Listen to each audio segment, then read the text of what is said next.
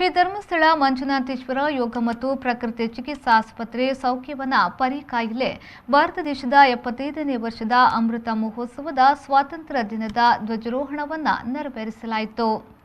ಧ್ವಜಾರೋಹಣವನ್ನು ಮಾಜಿ ಯೋಧರು ಎಂಐಟಿ ಮಣಿಪಾಲ ಇಲಿಯ ಚೀಫ್ ಸೆಕ್ಯೂರಿಟಿ ಆಫೀಸರ್ ಆಗಿರುವ ರತ್ನಾಕರ್ ಸಾಮಂತ್ ಅವರು ನೆರವೇರಿಸಿದರು.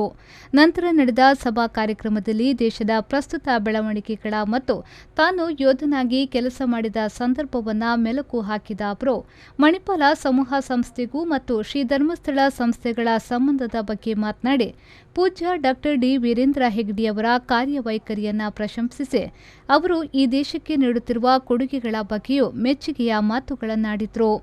ಸಮಾರಂಭದ ಅಧ್ಯಕ್ಷತೆಯನ್ನು ಶಾಂತಿವನ ಟ್ರಸ್ಟ್ನ ಕಾರ್ಯದರ್ಶಿಯವರಾದ ಬಿ ಸೀತಾರಾಮ್ ತೋಳ್ಪಾಡಿತಾಯ ಅವರು ವಹಿಸಿದ್ರು. ಧ್ವಜವಂದನೆಯನ್ನ ಮಾಡಿದ ಸಂಸ್ಥೆಯ ಪರವಾಗಿ ಕಾರ್ಯದರ್ಶಿಗಳಾದ ಬಿ ಸೀತಾರಾಮ್ ತೋಳ್ಪಾಡಿತಾಯ ಅವರನ್ನು ಶಾಲು ಹೊದಿಸಿ ಸ್ಮರಣಿಕೆ ನೀಡಿ ಗೌರವಿಸಲಾಯಿತು. ಸಮಾರಂಭದಲ್ಲಿ ರಾಷ್ಟ್ರಪಿತರಾದ ಮಹಾತ್ಮ ಗಾಂಧೀಜಿಯವರ ಭಾವಚಿತ್ರಕ್ಕೆ ಹಾರಾರ್ಪಣೆ ಮಾಡುವ ಮೂಲಕ ಚಾಲನೆಯನ್ನ ನೀಡಲಾಯಿತು.